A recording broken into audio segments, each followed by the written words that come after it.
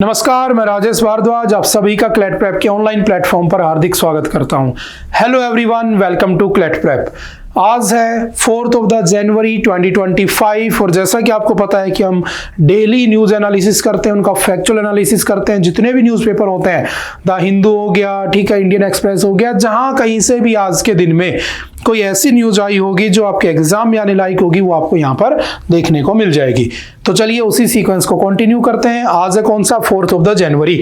तो आज कौन सा डे मनाया जाता है, तो सिंपल सा याद रखना, आज के दिन मनाया जाता है वर्ल्ड ब्रेल डे। अब कहोगे सर ये वर्ल्ड ब्रेल डे क्या होता है, तो समझना, मैं आपसे कहूं कि मैं एक नॉर्मल इंसान हूं, ठीक है, और मैं पढ़ना चाहता हूं, ठीक है, तो ठीक है, मैंने क्लास फर्स्ट में एडमिशन लिया होगा, मेरे को टीचर ने सिखा दिया होगा ए अनार आम ए एप्पल बी बोर बॉय ना, ये सब सिखा दिया होगा, अल्टीमेटली मैं पढ़ लिख गया। लेकिन सोचो कोई अंधा आदमी है, ठीक है, कोई ब्लाइंड है, ठीक है, और अंधे लोग बहुत सारे मिल जाएंगे तुम्हें दुनिया में, ठीक है। तो जो अंधा आदमी है, अगर वो पढ़ना चाहता है, वो एजुकेट होना चाहता है, वो कुछ सीखना चाहता है, तो उसको कैसे सिखाओगे आप? पॉसिबल ही नहीं है, क्योंकि ना वो देख पा रहा है। अगर आप उसको बोलोगे कि सामने ए फॉर एप्पल लिखा हुआ है, तो वो समझ नहीं पा रहा है। तो ऐसे लोगों के लिए, जो ब्लाइंड पीपल होते हैं, जो अंधे लोग होते हैं, उनके जीवन को लाइट करने के लिए, लाइट अप करने के लिए एक पर्सन थे, याद रखना, लुइस ब्रेल, ठीक है। और लुइस ब्रेल जो थे, इन्होंने पहली बार 1829 के अंदर एक बुक छापी थी, जिस बुक के अंदर इन्होंने कुछ ऐसे, इसको ब्रेल लैंग्वेज भी कह देते हैं, ब्रेल लिपि भी कह देते हैं, ठीक है, जिसका यूज कौन करते हैं? ब्लाइंड पीपल करते हैं, अंधे लोग करते हैं। और उस किसके लिए? चीजों को समझने के लिए, पढ़ने लिखने के लिए। बात समझ में आ रही है? तो ब्रेल डे कब मनाया जाता है? 4 जनवरी को मनाया जाता है। किसके नाम पर बनाया जाता है? लुइस ब्रेल के नाम पर बनाया जाता है, क्योंकि इन्होंने 1829 में ब्लाइंड पीपल जो है, उनके लाइफ को क्या कर दिया था? एक तरीके से लाइट अप कर दिया था, यानी कि उनके पढ़ने लिखने की चीजों को बहुत ही आसान बना दिया था, जिसे हम ब्रेल लिपि या ब्रेल लैंग्वेज भी कह देते हैं। बात समझ में आ रही है? तो आज क्या है? World Braille day. सिंपल सा याद रखना। हाँ, ऐसे क्वेश्चन एग्जाम में आ जाते हैं, तो जो इंपॉर्टेंट होते हैं वो डे जरूर याद रखा करो। चलते हैं नेक्स्ट। आज का जो पहला आर्टिकल हमारे सामने है, देखो, कुछ आर्टिकल्स बहुत अच्छे हैं आज, ठीक है, कुछ आर्टिकल्स रिपीटेड भी हैं, लेकिन उसमें कुछ नई चीजें भी हैं, कुछ आर्टिकल्स बिल्कुल आपके अननोन होंगे। तो चलिए सभी को देखते हैं, क्या चल रहा है समाज के अंदर, क्या चल रहा है सोसाइटी के अंदर, national, international, science and technology में, ठीक है, एनवायरमेंट में, ज्योग्राफी में, पॉलिटी में, जहां जो कुछ चल रहा होगा, हम सभी को डिस्कस करने की कोशिश करेंगे। तो देखते हैं क्या कहता है। India protest China's new counties in Ladakh, ठीक है। अब एक ऐसा टॉपिक है, अगर आप पिछले 1 महीने से भी अगर जुड़े होंगे इस YouTube चैनल से, तो भी आपको लगभग इसी को मैंने कम से कम 10 बार पढ़ा दिया होगा, ठीक है। तो मतलब क्या है, बार बार न्यूज में आता रहता है, लेकिन हाँ, हर बार कुछ नया लेकर आता है, ये भी बिल्कुल फैक्ट है। तो 2-4 बातें मैं आपसे शेयर करना चाहूंगा, समझना। मैंने कहा कि एक है मेरा इंडिया, ठीक है, एक है मेरा चाइना, ठीक है। तो पहला पॉइंट, जो बेसिक पॉइंट तुम्हें याद रखने हैं, इंडिया और चाइना के बीच में जो बाउंड्री है, उस बाउंड्री को हम क्या कहते हैं? तो उस बाउंड्री को हम कहते हैं मैकमोहन लाइन, ठीक है, बिल्कुल ध्यान से समझना, मैकमोहन लाइन। तो मैं ये कह सकता हूं कि McMahon line separates India and Chinese territory. और मैकमोहन लाइन जो है वो कितनी है? तो याद रखना 3488 किलोमीटर लंबी बनी हुई है, एंड इंडिया इसको क्लेम करता है, ठीक है। और दूसरी तरफ मैं कहता हूं कि इन्हीं के बीच में एक और लाइन है, जिसको कहा जाता है LOAC। LOAC का मतलब होता है लाइन ऑफ एक्चुअल कंट्रोल, ठीक है। तो ये जो थी ना मैकमोहन लाइन, ये तो 1914 में शिमला पैक्ट के अंडर ड्रॉ की गई थी कि भाई ये तुम्हारी टेरिटरी रहेगी, ठीक है। हुआ क्या, जब हम इंडिपेंडेंट हुए 1947 में, तो उस समय तुम्हें पता है कि USA और USSR के बीच में क्या चल रहा था? तो दोनों के बीच में कोल्ड वॉर चल रहा था ना, कोल्ड वॉर चल रहा था, ठीक है। दोनों एक दूसरे से पीठ पीछे लड़ते थे। और हम जब आजाद हुए, तो बेसिकली हमारे 2 टुकड़े हुए, एक बन गया इंडिया और एक बन गया पाकिस्तान, ठीक है, समझते रहना ध्यान से। ये बन गया ईस्ट पाकिस्तान, जिसको आज हम कह देते हैं बांग्लादेश, ठीक है। पाकिस्तान सीधा चला गया USA के पास, ठीक है। और 2 ही सुपर पावर थी, ये था कैपिटलिस्ट, ये था सोशलिस्ट। और हम किधर जाएं, इधर जाए तो फंसे, इधर जाए तो फंसे, इधर चले गए तो ये अटैक मार देगा, इधर चले गए तो ये अटैक मार देगा, हम कहीं भी नहीं गए। तो हमें लगा कि इसका एक पार्ट है इधर कौन, चाइना, और चाइना से हमें हमारे रिलेशंस अच्छे रखने चाहिए, डायरेक्टली किसी एक ग्रुप के साथ हमें ज्वाइन नहीं होना चाहिए। दैट्स वाई हमने क्या किया, उस समय के जो हमारे प्राइम मिनिस्टर थे, जो हमारे पंडित जवाहरलाल नेहरू थे, उन्होंने एक सिंपल सा फॉर्मूला इजाद किया, मतलब बनाया, और उसको नाम दिया उन्होंने पंचशील एग्रीमेंट। समझना, पंचशील एग्रीमेंट, ठीक है।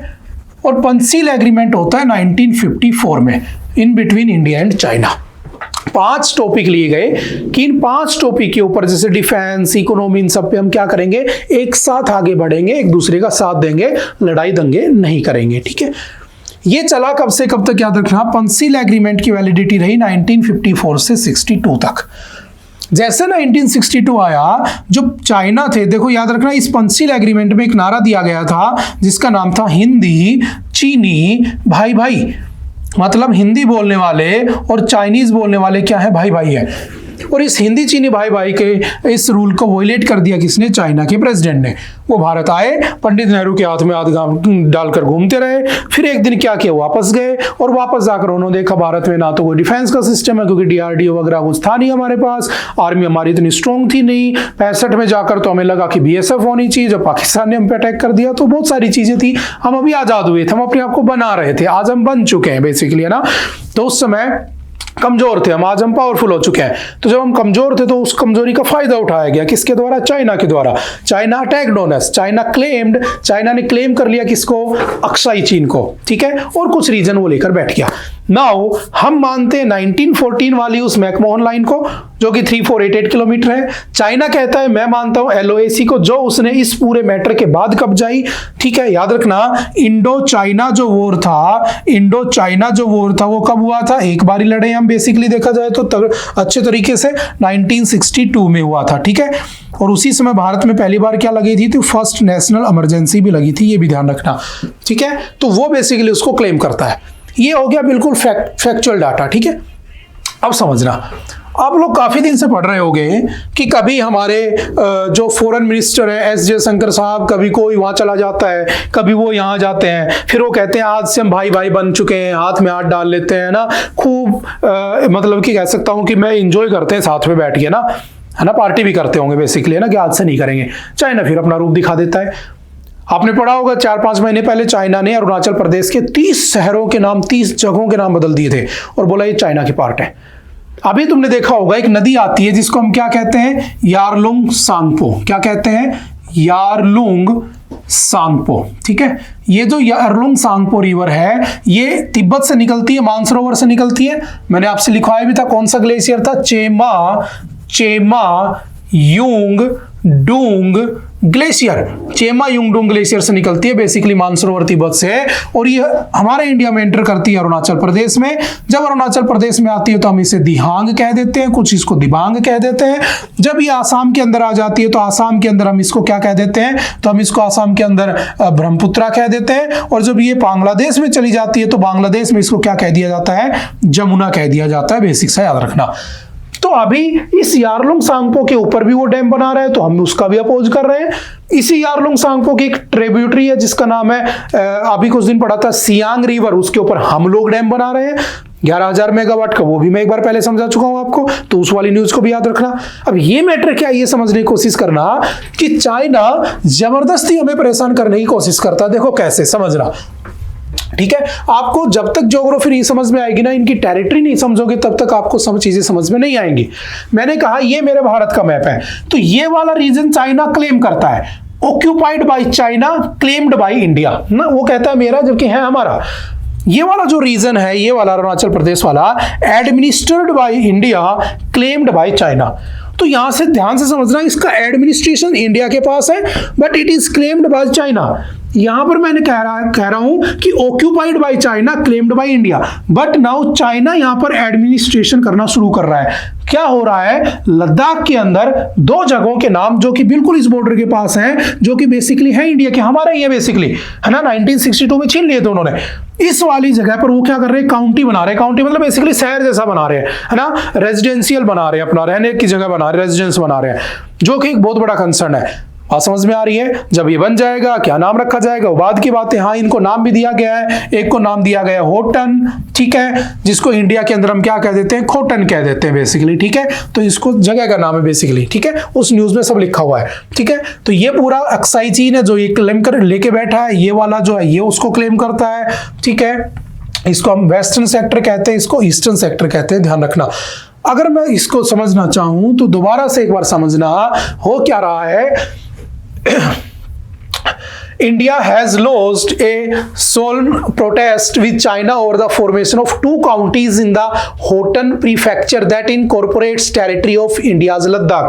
इस इंडिया में लद्दाख की टेरिटरी है जिसका नाम है होटन, ठीक है, जिसको इंडिया में खोटन कह देते हैं बेसिकली। उसमें क्या बना रहे हैं ये लोग, टेरिटरी बना रहे हैं। तो ये दोबारा से मुद्दा आ गया। तो ये सब पढ़ने की बजाय बेसिक पॉइंट याद रखना, क्या मुद्दा है, क्यों हम लड़ते हैं, क्या रीजन है, पहली बार क्यों स्टार्ट हुआ था इस सारे जो लड़ाई की जड़ अभी क्यों चल रही है और उसका क्या रिजल्ट हो सकता है। समझ में आ रही बात? बस इतना सा जरूर याद रखना, और बार बार न्यूज में आती रहेगी, अभी तो साल भर है हमारे पास, ठीक है।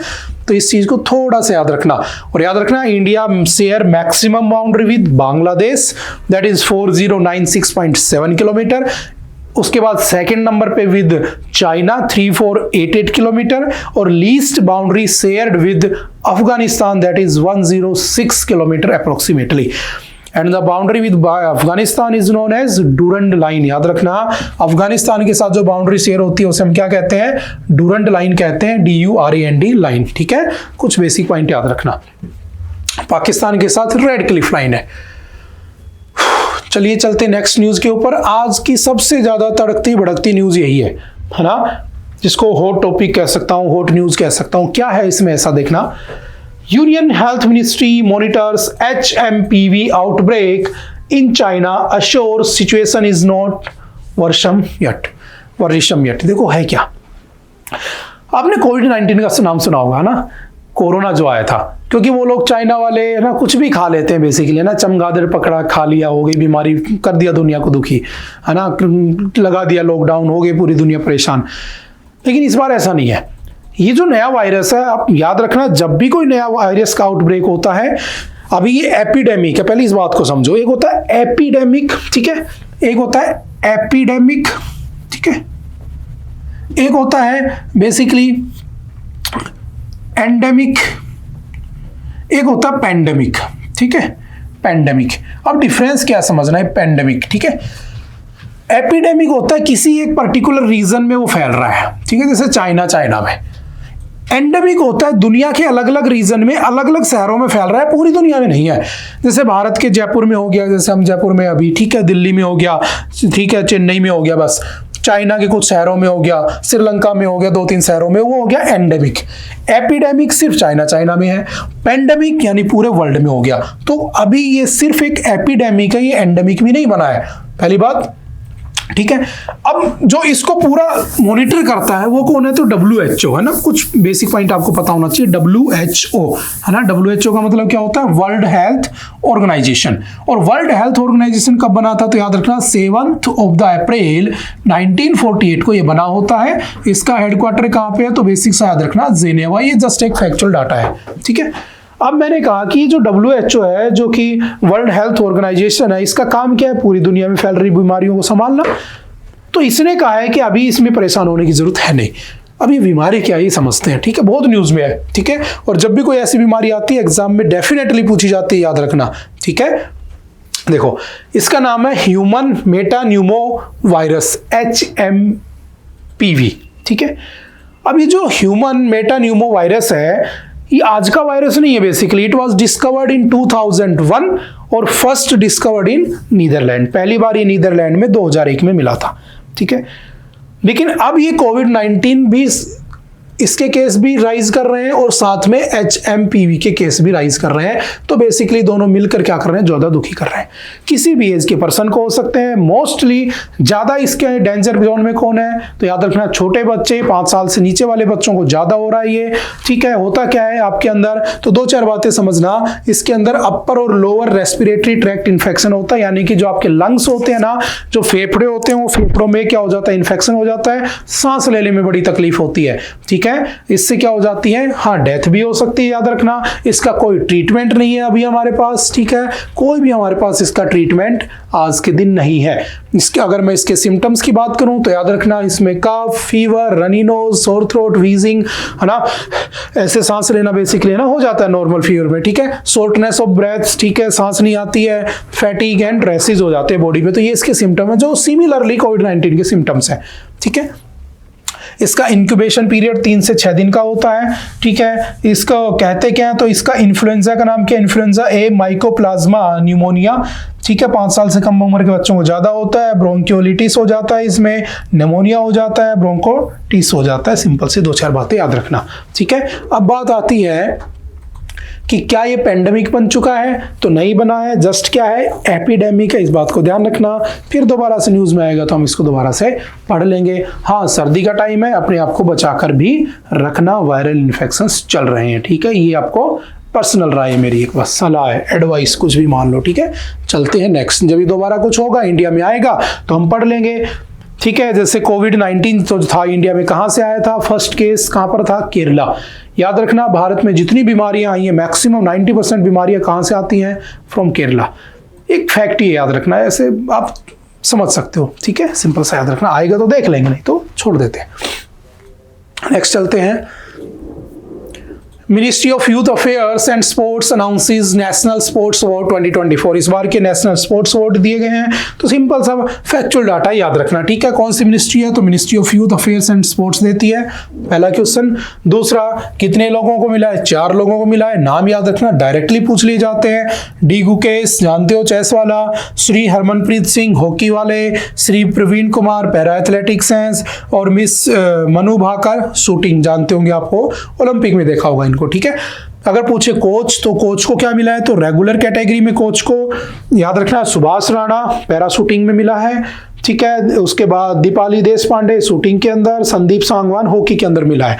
ठीक है, लाइफ टाइम कैटेगरी में एस मुरलीधरन को मिला है बैडमिंटन में। अच्छा, एक को और मिला है, किसमें, फुटबॉल में। मुझे कमेंट करके बताना कि फुटबॉल कैटेगरी में या फुटबॉल स्पोर्ट्स में लाइफ टाइम कैटेगरी जो अवार्ड है वो किस कोच को दिया गया है, उसका नाम आप मुझे ढूंढकर बताना। ठीक है, ये जस्ट एक सिंपल सा आपके लिए घर से क्वेश्चन है। और बहुत सारे अवार्ड दिए जाते हैं, मैं पहले भी कई बार डिस्कस कर चुका हूं। जैसे मेजर ध्यानचंद खेल रत्न अवार्ड है, 1992 से स्टार्ट किए गए थे। ठीक है, जो मेजर ध्यानचंद थे, जिनको हॉकी का विजार्ड कहा जाता है, जादूगर कहा जाता है, कि एक बार जब हॉकी के स्टिक के साथ उनकी बॉल लग जाती थी तो समझो चिपक ही जाती थी। वो प्रैक्टिस भी किस पे करते थे, रेल की पटरियों के ऊपर हॉकी की प्रैक्टिस करते थे। सोचो मैदान में कितना अच्छा खेलते होंगे। पहली बार हॉकी में या पहली बार ओलंपिक में गोल्ड भी उन्होंने दिलाया था 1928 वाले में, है ना। हिटलर कहता था कि तुम मेरी टीम की तरफ से खेलो, मैं तुम्हें ब्रिगेडियर बना दूंगा, ये बना दूंगा, जनरल बना दूंगा, लेकिन वो इंडिया की तरफ से खेलते थे। मेजर ध्यानचंद आप जानते होंगे, हॉकी के जादूगर कहा जाता है उन्हें। ठीक है, उन्हीं के नाम पर यह अवार्ड दिया जाता है। एक अर्जुन अवार्ड, अर्जुन और द्रोणाचार्य। अर्जुन कौन था, स्टूडेंट था। द्रोणाचार्य कौन था, गुरु था। तो द्रोणाचार्य अवार्ड आज किसको दिए जाते हैं, तो गिवन टू टीचर्स, है ना, कोचेस को दिया जाता है। ठीक है, और अर्जुन अवार्ड किसको दिए जाते हैं, स्पोर्ट्समैन को दिए जाते हैं। सिंपल याद रखना। ठीक है, तो अर्जुन अवार्ड, ठीक है, याद रखना 4 साल में दिए जाते हैं। ठीक है, द्रोणाचार्य अवार्ड ये 1985 में स्टार्ट किए गए थे। ये हाईएस्ट स्पोर्ट्स ऑनर दिया जाता है कोचेस के लिए। ठीक है, एक आता है माका ट्रॉफी। व्हाट इज माका ट्रॉफी, तो मौलाना अब्दुल कलाम आजाद ट्रॉफी, ये भी एक अवार्ड है जो 1956 से 57 में स्टार्ट हुआ था। तो 2-4 बातें जस्ट याद रखना। ठीक है, बाकी स्पोर्ट्स वाले पोर्शन में हम इसको लास्ट में एक बार फिर पढ़ लेंगे एग्जाम से पहले। नेक्स्ट चलते हैं। Cabinet extends one time special package for DAP fertilisers to farmers. अब देखो, आपने सुना होगा ये जो फार्मर्स हैं वो बेचारे एमएसपी के चक्कर में प्रोटेस्ट करके बैठे रहते हैं, कभी कुछ ऐसा ही होता है। अल्टीमेटली बात समझना, एमएसपी मतलब मिनिमम सपोर्ट प्राइस। वो कहते हैं कि हमें मिनिमम सपोर्ट प्राइस दे दो C2 प्लस 50%। क्योंकि जो एमएस स्वामीनाथन जी थे, उन्होंने एमएस स्वामीनाथन जी ने प्रॉमिस किया था, उनकी एक रिपोर्ट आई थी, उस स्वामीनाथन रिपोर्ट में कहा गया था कि C2 प्लस 50% इनको दिया जाना चाहिए। C2 का मतलब होता है, याद रखना, कॉस्ट ऑफ प्रोडक्शन। जितना प्रोडक्शन में कॉस्ट आई उस फसल को उगाने में प्लस 50% एक्स्ट्रा दे दो। हमारी जो सरकार है, हमारी जो गवर्नमेंट है, वो कितना देती है? तो सिंपल सा याद रखना, हमारी गवर्नमेंट देती है C2 प्लस 10%। और WTO जो है, वर्ल्ड ट्रेड ऑर्गेनाइजेशन, जो दुनिया भर में ट्रेड को मैनेज करने का काम करता है, WTO रिकमेंड करता है C2 प्लस 5%। तो अगर C2 प्लस 50 दे दिया गया तो वर्ल्ड जो ट्रेड ऑर्गेनाइजेशन है वो परेशान हो जाएगा, क्योंकि दुनिया भर में उस चीज के रेट बहुत बढ़ जाएंगे। तो जो गरीब देश हैं वो बेचारे खाना ही नहीं खा पाएंगे, तो वो अलाउ नहीं करता है, वो हम पे और रेस्ट्रिक्शंस लगा देगा अगर हमने ऐसा कर दिया तो। क्योंकि एक टाइम था जब हम आज़ाद हुए थे तो हमारे पास खाने को गेहूं नहीं थे, हमने अमेरिका से मांगे, अमेरिका ने हमें जो सुअर खाते थे उन ऐसे गेहूं भेजे हमें, उन्होंने PL 480, मजबूरी में हमने खाए। फिर हमने किया ग्रीन रिवॉल्यूशन, स्वामीनाथन जी वही है, ये इन्हीं को कहा जाता है father of green revolution in India, ठीक है, दुनिया में नॉर्मन बोरलॉग को कहा जाता है। इन्होंने ऐसे ऐसे बीज बनाए, कह सकता हूं कि हाइब्रिड बीज बनाए, कि आज दुनिया में सबसे ज्यादा प्रोडक्शन कौन करता है उसका, व्हीट का, इन सब का, अनाज का, हम करते हैं। और हम अगर दुनिया को महंगे रेट पर देने लगे तो दिक्कत हो जाएगी, तो WTO हमें दूसरी चीजों पर बैन लगा देगा। तो सरकार देना चाहती है लेकिन दे नहीं पाती है, उसी चक्कर में किसान प्रोटेस्ट कर रहे हैं। 700-800 किसान मारे जा चुके हैं, एक और किसान अभी उस पर बैठे हुए हैं हंगर स्ट्राइक के ऊपर, आप न्यूज देखते रहते होंगे, है ना, उनको रोका हुआ है बॉर्डर पर। तो सारा मैटर वही है, ठीक है। लेकिन इसी बीच एक खबर आती है कि जो DAP, व्हाट इज DAP? तो सिंपल याद रखना, डाई अमोनियम फॉस्फेट। जब भी कोई फसल उगाई जाती है, याद रखना, तो उसके लिए देखो एक बात समझना, हमारा जो भारत है ना, हमारा जो भारत है, हमारी जो इंडिया है, इस इंडिया में बेसिकली जो मिट्टी पाई जाती है ना, वो 8 प्रकार की मिट्टी होती है, 8 टाइप। लेकिन जो मेजर है वो 4 टाइप की है जो हमारे काम की है। आपने नाम सुना होगा, एक हमारे यहां पर मिट्टी मिलती है एलुवियल सॉइल, ठीक है। एक यहां पर मिट्टी मिलती है जिसको हम कहते हैं रेड सॉइल, ठीक है। एक यहां पर मिट्टी मिलती है जिसे कहा जाता है ब्लैक सॉइल, ठीक है। मैं बिल्कुल शॉर्ट में समझा रहा हूं, मैं मिट्टियां नहीं पढ़ाऊंगा, ठीक है। एक यहां पर आती है लैटराइट सॉइल, ठीक है, ये ज्योग्राफी में पढ़ाएंगे कभी, लैटराइट सॉइल, ठीक है। अच्छा, हमारी जो एलुवियल सॉइल है ना, इसके 2 पार्ट है। इसको एक को कहा जाता है बांगर, एक को कहते हैं खादर। जो ओल्ड होती है उसे कहते हैं बांगर, जो न्यू होती है उसे कह देते हैं खादर। ये बेसिकली रिवर बैंक के ऊपर पाई जाती है, और भारत में लगभग 43% जो हिस्सा है ना, उसके ऊपर क्या पाई जाती है? एलुवियल सॉइल पाई जाती है। दैट्स वाई यहाँ पर फर्टिलिटी ज्यादा है, यहाँ पर सॉइल फर्टिलिटी ज्यादा है, इसलिए यहाँ पर प्रोडक्शन अच्छा हो जाता है, ठीक है। फिर आती है रेड सॉइल। रेड सॉइल हमारे यहाँ पर लगभग 15% पर पाई जाती है। फिर आती है ब्लैक सॉइल, ये लगभग 18% पर पाई जाती है, ठीक है। सॉरी, उल्टा लिख दिया मैंने, ये 15 और ये 18% पर पाई जाती है। और उसके बाद जो आपकी लेटराइट है वो लगभग 3.7% पार्ट पर पाई जाती है। और लेटराइट सॉइल को ही क्या कहते हैं? तो याद रखना, ब्रिक सॉइल कहते हैं। क्यों कहते हैं? क्योंकि इसके अंदर ना तो अमोनिया होता है, ना इसके अंदर फॉस्फेट होता है, ना उसके अंदर लाइम होता है, कुछ भी नहीं होता है इसके अंदर। तो इस मिट्टी से सिर्फ तुम भट्टे लगा सकते हो, ईंटें बना सकते हो। तो तुम्हारे आसपास कहीं पर अगर भट्टे लगे हुए ईंटों के, तो समझ जाना वो कैसी सॉइल है, लेटराइट सॉइल है, क्योंकि उसके अंदर ना अमोनिया है, ना फॉस्फेट है, ना लाइम है, ना पोटाशियम है, कुछ भी नहीं है। लेकिन इन 3 मिट्टी में कुछ ना कुछ मिलता है। जैसे ब्लैक सॉइल में तुमने सुना होगा क्या उगाई जाती है ब्लैक सॉइल में? काली मिट्टी में तुम कपास लगाते हो, है ना। कॉटन की खेती किस में होती है? काली मिट्टी में होती है, आपने बहुत बार सुना होगा। समझ में आ रही बात? तो ये बेसिकली 4 टाइप की मिट्टी होती है। लेकिन इन 4 टाइप की मिट्टी में एक कॉमन चीज है जो मिस रहती है। हमारे इंडिया की हर मिट्टी में एक चीज मिसिंग रहती है, उसे हम कहते हैं NPK, नाइट्रोजन, फॉस्फोरस, पोटेशियम। और इसके लिए हम क्या यूज करते हैं? यूरिया।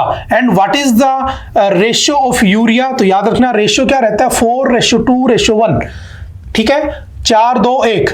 NPK, नाइट्रोजन, नाइट्रस, ठीक है, पोटाशियम, फॉस्फोरस एंड पोटेशियम के, पोटेशियम होता है, पढ़ा होगा साइंस में, ठीक है।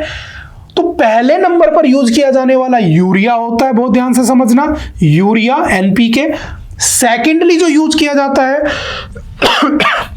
सेकेंडली जो यूज किया जाता है वो DAP होता है। जैसे मान लो तुम सबसे ज्यादा क्या पीते हो? पानी पीते हो, तो पानी यानी कि यूरिया। दूसरे नंबर पर भारत में लोग चाय पीते हैं, मैं दूसरी चाय की बात नहीं कर रहा हूं, ठीक है, चाय पीते हैं, तो मैं कह सकता हूं DAP हो गया। बात समझ में आ रही है? तो ये उसी की तरह है। तो अभी इसको क्या कर दिया गया है, स्पेशल पैकेज में फार्मर्स को दे दिया गया है। तो ये जस्ट हल्का सा न्यूज में आ गया और कुछ भी नहीं है, ठीक है। अगर मैं बात करूं डीएपी में होता क्या है, तो मैंने समझा दिया। हमारी मिट्टी की क्या बढ़ाता है, फर्टिलिटी बढ़ाता है। पहले नंबर पर हम फर्टिलाइजर यूज करते हैं, कौन सा, एनपीके, यूरिया, दूसरे पे ये होता है, ठीक है। इसमें फॉस्फोरस 46% होता है, नाइट्रोजन 18% होता है, ठीक है, जल्दी से क्विकली डिसॉल्व हो जाता है। भारत, ये फैक्ट याद रखना, India is second largest consumer of the urea, India is the second largest producer of the nitrous fertilisers, India is the third largest producer of the phosphatic fertilisers. ये fact भी याद रखना, ठीक है। न्यूट्रिएंट बेस्ड सब्सिडी स्कीम चलाई थी सरकार ने 2010 में, और कौन सी मिनिस्ट्री के अंडर आती है, ministry of chemical and fertilisers के अंडर भी आती है। ये भी फैक्ट याद रखना। और आपने कई बार देखा होगा हमारे इंडिया में 8 कोर इंडस्ट्रीज है। कोर इंडस्ट्री वो होती है जिसके ऊपर हमारा देश बेसिकली चलता है, जिनके बिना देश का डेवलपमेंट ही नहीं हो सकता, तो उनको कोर इंडस्ट्रीज कह देते हैं। जैसे कोयला, बिना कोयला के बिजली नहीं बनेगी तो कुछ चलेगा ही नहीं, है ना। आजकल सोलर प्लेट लगा ली, बाद की बातें हैं, तो 10% 10.33% हिस्सेदारी है इसकी, ठीक है। क्रूड ऑयल कुछ नहीं हो सकता इसके बिना, आप जानते हो। Natural gas, refineries, steel, cement, fertilisers, electricity. तो सबसे कम शेयर किसका, फर्टिलाइजर्स का ही ध्यान रखना। तो ये 8 कोर इंडस्ट्रीज में भी आती है फर्टिलाइजर इंडस्ट्री, इस बात को भी ध्यान रखना। ऑटोमोबाइल इंडस्ट्री नहीं आती है इसमें, उसकी जरूरत नहीं है, पैदल चल लेके काम चला लोगे, लेकिन इनके बिना काम नहीं चलने वाला, ऐसे याद कर लेना, ठीक है। चलते हैं next. The looming threat to federalism and democratic tenets. देखो समझना, बहुत अच्छा आर्टिकल है। आप कहोगे सर कितना अच्छा आर्टिकल है, तो मैं एक लाइन लिखूंगा, आप समझ जाओगे सर क्या लिख दिया। 1 नेशन 1 इलेक्शन इतनी बार आ चुका है, डेली आता है, लेकिन हमें तो पढ़ना है, और जितनी बार ज्यादा आएगा उतने चांस बढ़ेंगे एग्जाम में आने के। रिपीटेड न्यूज हमेशा एग्जाम में आती है। तो व्हाट इज 1 नेशन 1 इलेक्शन, मैं दोबारा से बिल्कुल डिटेल में समझा देता हूं, ध्यान से समझना। एक देश एक इलेक्शन, यानी कि उसी दिन लोकसभा का इलेक्शन हो जाए, उसी दिन तुम्हारे स्टेट असेंबली की यानी कि जो विधानसभा है उनके इलेक्शन हो जाए, सारे इलेक्शन एक साथ हो जाए, स्टेट और सेंटर के एक साथ। अब इसके एक है डिसएडवांटेज, ठीक है, एक है इसके एडवांटेज। एडवांटेज ये है कि पैसा बचेगा, टाइम बचेगा, रिसोर्सेज बचेंगे, लोगों का टाइम वेस्ट नहीं होगा, बार बार छुट्टियां लेके जानी पड़ती हैं लोगों को वोट करने, वो सब नहीं होगा। एक दिन जाओ, एक कमरे में लोकसभा के इलेक्शन की मशीन रखी, एक में राज्य विधानसभा वाली, खत्म। डिसएडवांटेज ये है कि इतने सारे वोटर हैं, 900 मिलियन वोटर हैं, कैसे मैनेज करोगे, इतना पैसा खर्च होगा, एक साथ इतना पैसा ला ही नहीं पाओगे। इलेक्शन कमीशन ऑफ इंडिया जो है उसके जो है फेफड़े फूल जाएंगे इतने इलेक्शन कराते कराते, बेसिकली अगर मैं कहूँ तो पॉसिबल नहीं है। एक डिसएडवांटेज ये है जो यहाँ पर डिस्कस किया गया है, वो मैं आपसे डिस्कस करने वाला हूँ। 2-4 बातें रिपीट कर देता हूँ। 1 नेशन 1 इलेक्शन की कमेटी जो थी उसको लीड कौन कर रहे थे, रामनाथ कोविंद। कौन कर रहे थे, रामनाथ कोविंद, ठीक है, कमेटी को लीड कर रहे थे, हमारे एक्स प्रेसिडेंट रह चुके हैं। और इसका बिल आया था, ये जस्ट एक बिल है, याद रखना, ये एक्ट नहीं बना है, ये भी याद रखना, ठीक है। क्यों, क्योंकि 2/3 मेजोरिटी चाहिए, वो अभी पॉसिबल है नहीं, वो मैं समझा चुका हूं पहले 1-2 बार, शायद आपको याद होगा, ठीक है। अब बात मैं ये कर लेता हूं कि क्यों ऐसा कहा जा रहा है कि 1 नेशन 1 इलेक्शन फेडरलिज्म के लिए एक थ्रेट है।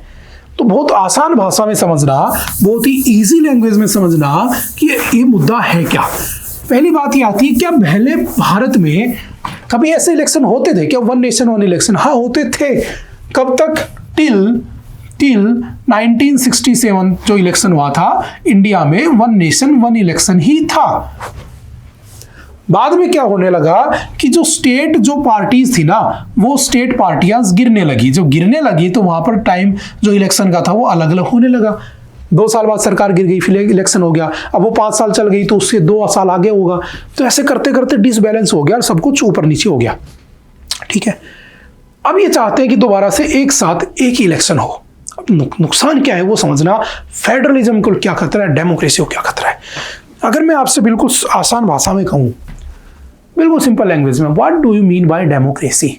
आप कहोगे सर एक ऐसी सरकार, एक ऐसा देश जिसमें for the people by the people rule होता हो, लोगों का लोगों द्वारा रूल हो रहा हो, तो डेमोक्रेसी है। हमारे रिप्रेजेंटेटिव्स वहां पर बैठे हो और एक फाइन और ट्रांसपेरेंट तरीके से रूल हो रहा हो। कैसे होगा? हम अपने बंदे चुनेंगे, हम मेंबर ऑफ पार्लियामेंट चुनेंगे, वो जाकर लोकसभा में बैठेंगे, देश को चलाएंगे, ठीक है। हम अपने एमएलए चुनेंगे, वो जाकर विधानसभा में बैठेंगे, तुम्हारे पीछे बनी हुई है, ठीक है, वो हमारे राजस्थान के रूल्स रेगुलेशन बनाएंगे, बहुत अच्छी बात है। लेकिन एक बात समझना, वन नेशन वन इलेक्शन मान लो हो गया, ठीक है, एक पार्टी है, बिल्कुल सिंपल लैंग्वेज से समझो, एक पार्टी जो सेंट्रल पार्टी है जो केंद्र में है, ठीक है, और एक पार्टी जो स्टेट पार्टी है, ठीक है, एक पार्टी जो स्टेट पार्टी। ये स्टेट पार्टी बहुत अच्छी है, ये सेंट्रल पार्टी बहुत अच्छी है। जैसे मान लो दिल्ली, एक सिंपल सा एग्जांपल, दिल्ली के लोग चाहते हैं कि लोकसभा में तो मोदी जी रहे, इसलिए 7 आउट ऑफ 7 सीटें दे देते हैं किसको, मोदी जी को। दिल्ली के लोग चाहते हैं कि स्टेट में केजरीवाल रहे, दैट्स वाई वो 70 में से 63 सीट दे देते हैं किसको, केजरीवाल को। समझ गए? अब तुमने कहा कि एक ही दिन इलेक्शन करवा दो। अब एक दिन के इलेक्शन में हमारे यहां पर सबसे बड़ी कमी क्या याद रखना, जो हमारे यहां पर जो इंडिया में पाई जाती है, जो पॉलिटिकल अवेयरनेस जो है ना, वो लोगों में बिल्कुल नहीं है, ठीक है, और उनका जो इलेक्शन के बारे में जो अवेयरनेस है बिल्कुल नहीं है, वो समझ ही नहीं पाएंगे। उनको लगेगा अच्छा मेरी जाति का है, मैं वोट दे देता हूँ, अच्छा मेरा कोई रिश्तेदार है वोट देता हूँ, अच्छा मुझे 2000 रुपये रात को मिल रहा है, साथ में बोतल भी दी जा रही है, तो मैं तो इसको वोट दे दूंगा। यही तो होता है भारत में। तो अल्टीमेटली वो जो सेंट्रल पार्टी है वो फायदा उठाकर स्टेट में तो आ जाएगी ना, ये नहीं होना चाहिए। बात समझ में आ रही है? ये हमारे फेडरलिज्म के लिए बहुत बड़ा खतरा है। दूसरी बात, इसका दूसरा पहले समझो, दूसरा पॉइंट समझो इसका, मैंने ऐसे कर दिया इसको, ठीक है। एक आर्टिकल है हमारे यहाँ पर, आर्टिकल 356। इस आर्टिकल 356 को कहा जाता है प्रेसिडेंट रूल, ठीक है। मैं पूरा प्रेसिडेंट रूल नहीं पढ़ाने वाला, क्लास में हम पढ़ चुके हैं, कभी फिर डिस्कस कर लेंगे, ठीक है। बहुत बड़ा टॉपिक है प्रेसिडेंट रूल। इसका मतलब ये होता है कि आपका जो गवर्नर होता है ना, बिल्कुल सिंपल मैं कहूं तो गवर्नर प्रेसिडेंट के द्वारा अपॉइंटेड होता है, एज ए उसका फोटोकॉपी होता है कह सकता हूं, क्योंकि प्रेसिडेंट हर स्टेट में नहीं जा सकता है। तो जो गवर्नर होता है वो हर 15 डेज में एक रिपोर्ट लिख कर देता है, रिटर्न रिपोर्ट, जिसमें ये कहता है कि हमारे स्टेट में सब कुछ सही चल रहा है। अगर वो उस रिपोर्ट में लिख दे कि लॉ एंड ऑर्डर जो है उसको वायलेट किया जा रहा है और यहाँ पर जो कॉन्स्टिट्यूशन है वो ढंग से नहीं चल रहा है, तो प्रेसिडेंट वहां पर प्रेसिडेंट रूल इंपोज कर देगा। प्रेसिडेंट मतलब president is the nominal head. आप जानते हो आर्टिकल 77 ऑफ द कॉन्स्टिट्यूशन क्या कहता है कि president is the nominal head. Actual power तो पीएम के पास होती है, पीएम की पार्टी है बेसिकली, बात वही आगे घूम फिर के। अब सोचो किसी स्टेट में गवर्नर ने कह दिया कि governor is appointed by the president and president is the बंदा ऑफ पीएम, सिंपल समझ सकते हो, उसका बंदा है। अब मैंने कह दिया कि उस स्टेट में उस गवर्नर ने कह दिया यहाँ पे प्रेसिडेंट रूल लगा दिया। अब वहां के जो लोग थे वो दुखी हो गए, अब दोबारा इलेक्शन होगा, तो जो सेंट्रल गवर्नमेंट है वो वहां पर इन्फ्लुएंस क्रिएट कर सकती है और उसका फायदा उठाकर अपनी खुद भी तो एस्टेब्लिश हो सकती है वहां पे। तो जो स्टेट पार्टी है, जो स्टेट ऑटोनॉमी है स्टेट पार्टीज की या लोकल पार्टीज जो है वो तो बर्बाद हो गई ना। ये तो डेमोक्रेसी नहीं कहता है, हर किसी को राइट है, हर किसी को पार्टी बनाने का, हर किसी को देश का भला करने का राइट है। बात समझ में आ रही है? तो कहा गया कि इससे स्टेट पार्टीज को नुकसान है और इसीलिए आर्टिकल 356 को याद रखना डेड लेटर कहा था। किसने कहा था डेड लेटर? तो याद रखना भीमराव अंबेडकर ने। और भीमराव अंबेडकर की जब बात आती है तो आप कह सकते हो कि कॉन्स्टिट्यूशन ही पूरा उनका किया धरा है, तो उनसे ऊपर तो कोई जान ही नहीं पाएगा। तो भीमराव अंबेडकर जी ने कहा था article 356 is a dead letter, मतलब रेयर केस में यूज होना चाहिए। बट आज तक इस प्रेसिडेंट रूल को 130 प्लस बार यूज किया जा चुका है, 150 के आसपास यूज हो चुका है। जहां मन करता है वहां लगा देते हैं। और 1990s के बाद से जब कांग्रेस की स्टेबल सरकार चली गई थी, उसके बाद से तो जब से कोalition की सरकार आई है, मिली जुली सरकारें, तब से सबसे ज्यादा यूज हुआ है। सबसे ज्यादा जो आपका प्रेसिडेंट रूल लगा वो कहां पर लगा? मणिपुर के अंदर 12-13 बार लग चुका है। सबसे कम आज तक याद रखना छत्तीसगढ़ और तेलंगाना में लगा है, आज तक एक बार भी नहीं लगा है। इस बात को ध्यान रखना। तुम्हारे राजस्थान में भी 4 बार लग चुका है, हमारे हरियाणा में भी 3 बार लग चुका है, हर स्टेट में लग चुका है। तो ये एक डेड लेटर, लेकिन इसका मिसयूज करने लगे ना तो यहां पर भी हो जाएगा। बात समझ में आ रही है क्या? तो अल्टीमेटली 356 का इसमें हर जगह हर लाइन में 356 का इन्होंने डिस्ट्रिक्ट किया हुआ है, तो 356 का वोलेशन हो सकता है, उसका मिसयूज हो सकता है। बात समझ में आ रही है? चलो एक चीज और हो सकती है इसमें जो ये डिस्कस करने की कोशिश कर रहा है, मैं आपके सामने डिस्कस कर लेता हूं। देखो है क्या, समझना। आपने एक नाम सुना होगा anti defection law. Anti defection law कब आया था याद रखना? By 52nd constitutional amendment 1985 anti defection law was introduced in India. ठीक है, इंट्रोड्यूस हुआ राजीव गांधी की सरकार के टाइम पे। था क्या, एक केस बहुत बड़ा, याद रखना। एक पर्सन था, 1960s की बात है, एक पर्सन था हरियाणा का, दयालाल, ठीक है। वो सुबह उठा, फॉर एग्जाम्पल सुबह उठा, एक जनता पार्टी एक कांग्रेस मैंने कह दिया, सुबह उठा था वो किस में, कांग्रेस में। ब्रेकफास्ट के टाइम पे उसका मूड किया, चला गया जनता पार्टी में। सरकार ही पलट गई, क्योंकि मान लो 50 इधर है, 51 इधर है, तो इधर की सरकार है। ये एक बंदा है जो बीच में है, इसने छोड़ के इधर चला गया, 51 हो गए, इसकी सरकार गिर गई। अब न्यूज बन गई भाई सीएम इसका बन गया। दोपहर में लंच के टाइम में फिर भाई का मूड बदला, फिर इधर आ गया, फिर ये सरकार गिर गई, ये सरकार बन गई। फिर शाम को चाय पीने के टाइम पे मूड बदला, फिर इधर चला गया, फिर डिनर के टाइम पे फिर इधर आ गया। मतलब एक दिन में 4 बार उसने सरकारें गिरा दी। तो सेंटर में बैठी हुई पार्टियां जो थी, जो कांग्रेस वगैरह, उनको लगा यार ये तो बहुत गलत हो रहा है, कुछ तो करना पड़ेगा ऐसे लोगों का। वो तो ना इधर के ना उधर के, बिन पेंदे के लोटे हैं, जैसे कि नीतीश कुमार जी हमारे, कहीं भी भाग जाते हैं। आजकल भी भागने वाले हैं, इसीलिए सरकार टेंशन में भी चल रही है। आपने पढ़ा होगा, न्यूज़ देखी होगी। तो अल्टीमेटली 1985 में क्या हुआ कि इन लोगों को लिए एक रूल लाया गया, एंटी डिफेक्शन। अगर आप लोगों ने किसी पार्टी को छोड़ा तो आपको पहले रिजाइन देना पड़ेगा, देन आप दूसरी पार्टी में जा सकते हो, तो कोई वैल्यू नहीं रहेगी आपकी, जाओ कहीं भी जाओ। लेकिन इसमें एक लूप होल है, अगर एक ग्रुप ऑफ पीपल ने छोड़ा तो वो रूल अप्लीकेबल नहीं होता है। अब सोचो, यहां पर एंटी डिफेक्शन का मिसयूज नहीं हो सकता क्या? बिल्कुल हो सकता है। बात समझ में आ रही है क्या? तो एंटी डिफेक्शन का भी मिसयूज हो सकता है। मतलब अगर तुम लाना चाहते हो वन नेशन वन इलेक्शन, तो आप सिंपल सा आर्टिकल 356 को स्ट्रॉन्ग करो, कुछ इसमें नई चीजें जोड़ो, और आप इसके अंदर एंटी डिफेक्शन लॉ को भी बहुत ज्यादा स्ट्रॉन्ग करो, कुछ ऐसा जोड़ो कि इसका मिसयूज ना हो उसके। तो फिर आप किसके लाने की बातें कर सकते हो? One nation one election. Otherwise तो लोकल पार्टियां गायब हो जाएंगी, एक ही पार्टी बच जाएगी जो हमेशा बेनिफिट उठाती रहेगी, जो कि नहीं होना चाहिए, because that is not beneficial for the democracy, federalism, जो भी है।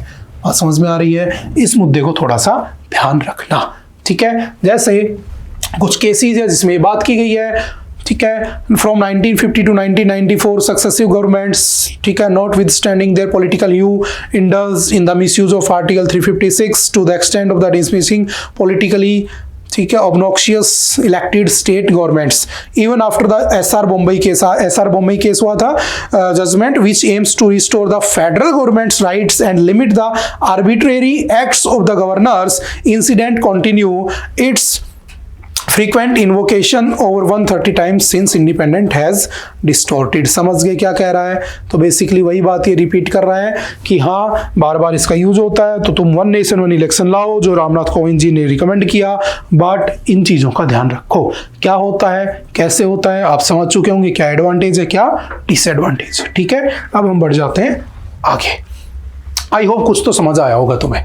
नेक्स्ट चलते हैं, India cross border insolvency and legal reforms. What is cross border insolvency? देखो सिंपल एक वर्ड है, घबराना नहीं है इससे, ठीक है। 3 बातें समझ लो, फिर मैं समझाता हूं। इंडियन इंसॉल्वेंसी एक्ट आया था 1848 में, प्रेसिडेंसी टाउन इंसॉल्वेंसी एक्ट आया था 1909 में। वो सिर्फ कलकत्ता, बॉम्बे और मद्रास में था, क्योंकि ब्रिटिशर्स की 3 ही प्रेसिडेंसी थी, कलकत्ता, बॉम्बे एंड मद्रास, ठीक है। प्रोविंशियल इंसॉल्वेंसी एक्ट आया था 1920 में। फिर एक कमेटी बनी, इराडी कमेटी 2000 में, फिर एक कमेटी बनी मित्र कमेटी 2001 में, फिर एक कमेटी बनी ईरानी कमेटी 2005 में। इन्होंने रिकमेंड किया कि हमारे यहाँ पर भी क्या होना चाहिए, इंसॉल्वेंसी एंड बैंकरप्सी एक्ट होना चाहिए। तो हमारे यहाँ पर इंसॉल्वेंसी एंड बैंकरप्सी एक्ट कब आता है? 2015 में बिल आया था, 16 में एक्ट बन गया, ठीक है। अब बताओ है क्या, देखो समझना। मान लो कोई कंपनी है, ठीक है, और उस कंपनी ने लोन ले लिया 500 करोड़ रुपए का, और वो कंपनी बर्बाद हो गई, ठीक है, या उसने अपने आप को बर्बाद डिक्लेयर कर दिया, बैंकक्रप्ट डिक्लेयर कर दिया ना, बैंकक्रप्ट। अब सरकार का तो 500 करोड़ गया, सरकार का मतलब बैंकों का, जैसे विजय माल्या 9000 करोड़ लेके भाग गया। अब वो 9000 करोड़ रुपए विजय माल्या का सरकार का थोड़ी था, वो हमारा था, हमारे पैसे बैंक में जमा थे, हमारे एसबीआई में पैसे थे, हमारे टैक्स का पैसा, तो वो लेके भाग गया। Who will recover it? कहां से पैसा रिकवर करोगे? तो आया इंसॉल्वेंसी एंड बैंकरप्सी कोड। अगर कोई कंपनी अपने आप को दिवालिया घोषित कर दे, बैंकरप्ट घोषित कर दे, अनाउंस कर दे, तो एक सिस्टमेटिक तरीके से एक प्लान बनाकर उसकी प्रॉपर्टी को कैसे बेचा जाए, उसके शेयर्स को कैसे निकाला जाए, उससे वो पैसा वसूल कैसे किया जाए जो उसने लोन के नाम पर लिया था और वो चुका नहीं पाया था। क्योंकि बहुत सारे लोग होते हैं जो लोन नहीं चुकाते, अपने आप को दिवालिया अनाउंस कर देते हैं। तो इन सारे इश्यूज को रिजोल्व करने के लिए क्या बनाया गया था? इंसॉल्वेंसी एंड बैंकरप्सी बिल लाया गया था 2015 में।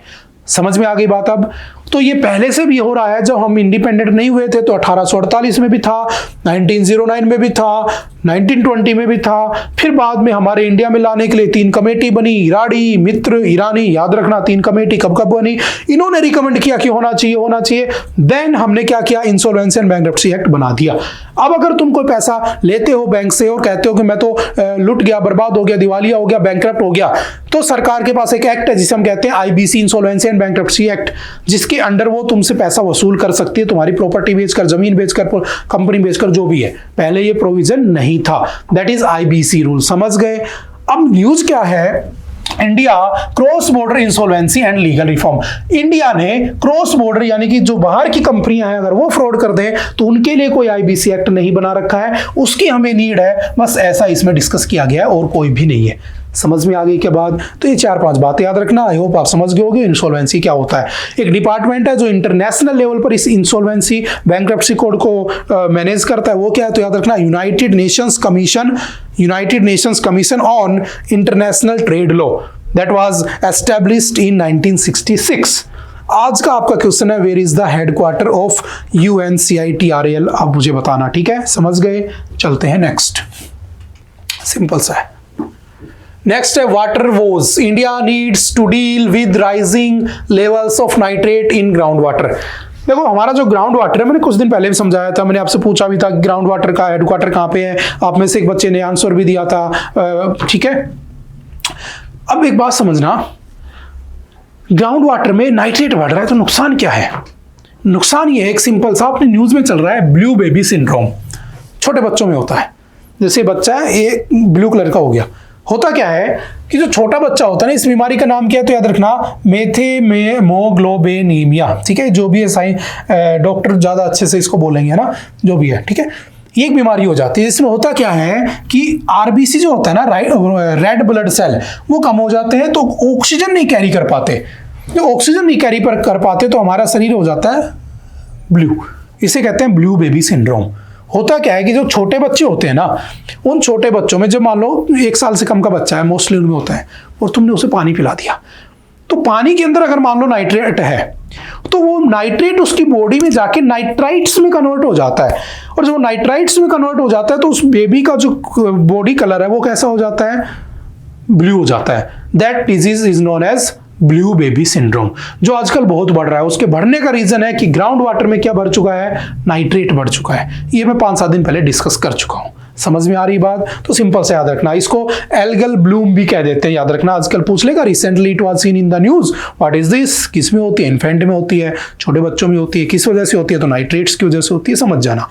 किस स्टेट में ज्यादा है? तो राजस्थान, हरियाणा, कर्नाटक, आंध्र प्रदेश और तेलंगाना में सबसे ज्यादा इसके केस देखने को मिल रहे हैं। तो सिंपल सा पढ़ के छोड़ देना, ठीक है?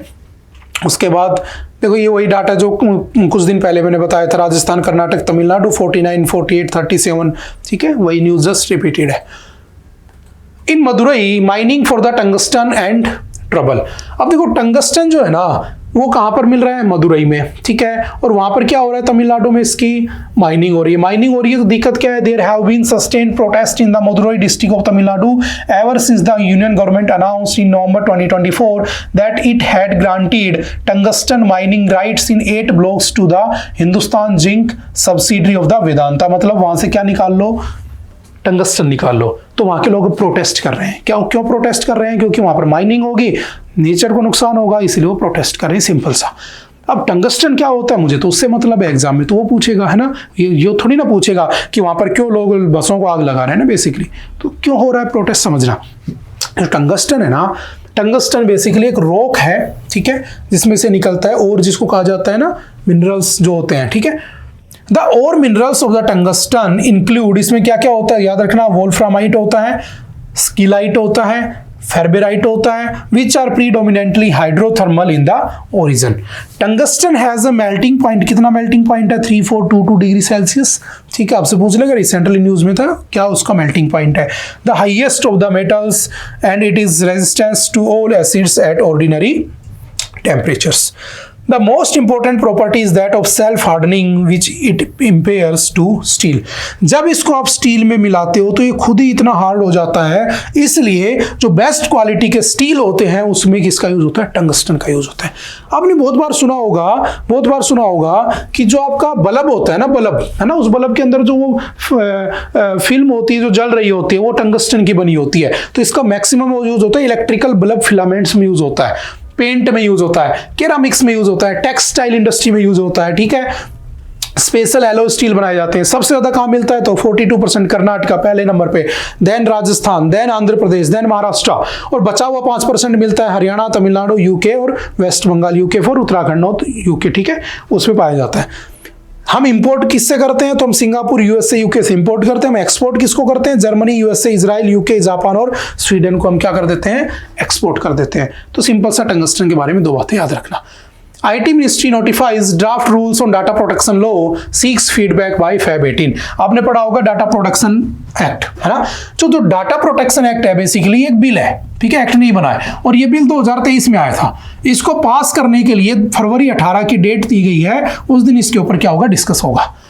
और सिंपल याद रखना व्हाट इज डाटा प्रोटेक्शन। तो डाटा प्रोटेक्शन का सिंपल सा मतलब है कि देखो, आपने केस पढ़ा होगा के पुट्टा स्वामी, ठीक है, के पुट्टा स्वामी न्यूज, ठीक है, के पुट्टा स्वामी केस, सॉरी 2017 का केस है, 18 का रिजल्ट है ना। इसमें कहा गया था, सुप्रीम कोर्ट ने कहा कि right to use internet is your fundamental right, article 21, ठीक है। और इस 21 में क्या आता है? Right to live. वो ध्यान समझना, राइट टू लिव, जीने का अधिकार, और जीने के अधिकार में आता है मेरी प्राइवेसी, राइट टू प्राइवेसी। और राइट टू प्राइवेसी को किस में डाल दिया? आर्टिकल 21 में, के पुट्टा स्वामी केस। अब मान लो कोई मोबाइल है, उस मोबाइल फोन पे, या मान लो कोई गवर्नमेंट की ऑर्गेनाइजेशन है, वो आपका क्या डाटा कलेक्ट करेगी, क्यों वो डाटा कलेक्ट करेगी, कहां उसको स्टोर रखेगी, क्या वो डाटा ब्रीच नहीं हो सकता, इन सारे पॉइंटों को लेकर क्या आ रहा था? डाटा प्रोटेक्शन एक्ट आ रहा था कि मेरा डाटा जो अवेलेबल है वो कितना प्रोटेक्टेड है। सिंपल। तो दिक्कत उसमें ये चल रही है कि ये डिफाइन नहीं है उसके अंदर कि डाटा जो है वो कौन सा डाटा मेरा कलेक्ट करेगी सरकार, क्यों करेगी सरकार, दूसरा क्वेश्चन। तीसरा, कहां कलेक्ट करके रखेगी। और याद रखना, डाटा कलेक्शन जो है इसमें डाटा प्रोटेक्शन एक्ट में, वो कुछ गवर्नमेंट की एजेंसीज पे एप्लीकेबल नहीं है। यानी कि जैसे कुछ दिन पहले आपने पढ़ा था, एक वायरस आया था पेगासस, ठीक है, उसको गवर्नमेंट के ऊपर एलिगेशंस लगे हुए, मैंने डिस्कस भी किया था कि उसने जो अपोजिशन वाले लोग थे उनके मोबाइल में भेज दिया, और बिना क्लिक के वो इंस्टॉल हो जाता है, मैसेज के थ्रू आता है, और हमारा पूरा डाटा लीक हो गया। मैं किससे चैट करता हूं, मैं क्या मेरे मोबाइल में वीडियोज हैं, क्या मेरे मोबाइल में किस किस के फोन नंबर है, क्या क्या फोटोज है, सब कुछ मेरा चला गया, और बेसिकली मुझे ब्लैकमेल भी किया जा सकता है। तो क्या कौन सी गवर्नमेंट एजेंसी है जिसको वो डाटा कलेक्ट करने का राइट है? कौन सी एजेंसी है जो डाटा कलेक्ट करेगी लेकिन बताएगी नहीं कहां कलेक्ट कर रही है, क्यों कलेक्ट कर रही है, ये नहीं बताएगी। तो इस पॉइंट के ऊपर क्या है, बहुत ज्यादा इश्यूज चल रहे हैं। तो इस पूरे आर्टिकल में एक चीज लिखी हुई है जो है data fiduciaries. What is data fiduciaries? मतलब इस डाटा का use, what data, why data, where data, ये क्या है। तो अभी इसके ऊपर 18 फरवरी को देखेंगे क्या होता है, उसके बाद ये दोबारा न्यूज में आएगा तो हम इसको बहुत अच्छे से डिस्कस भी कर लेंगे। दो चार बातें जस्ट याद रखना कि right to internet is your fundamental right, ठीक है। ये दोबारा आएगा तो उसमें कुछ नई चीजें होंगी तो हम पढ़ लेंगे इसको, sure. Tata plan to make chips by 2026। ये सिंपल वन लाइनर में याद रखना कि जो टाटा है, the made in Assam chips would be used in auto industries of countries like Japan, United States and Germany, says Union Minister Westnow. Northeast will get an excellent opportunity to be part of a future ready industry. तो simple याद रखना, हमारे India के north east में यानी कि आसाम के अंदर टाटा अपना एक प्लांट लगा रहा है जो क्या बनाएगा, चिप्स बनाएगा, जो 2026 तक बनके तैयार हो जाएंगी। सिंपल वन लाइनर में पढ़ के छोड़ देना, ठीक है। चिप्स जानते हो ना, सेमीकंडक्टर चिप्स, जो कि मैक्सिमम हर इलेक्ट्रॉनिक प्रोडक्ट के अंदर यूज होती है। मैक्सिमम कहाँ पर होता है सिलिकॉन का सेमीकंडक्टर का प्रोडक्शन, तो याद रखना आपके क्या नाम उसका, ताइवान और इन देशों में होता है, ठीक है, काफी बार आता रहता है। चलते नेक्स्ट। आई थिंक आज के लिए इतना ही था। आई होप कि आपको चीजें समझ में आई होंगी। फिर भी अगर कोई डाउट रहता है तो आप आकर पूछ सकते हैं। मिलते हैं दोबारा से। Okay, bye bye, thank you, have a nice day.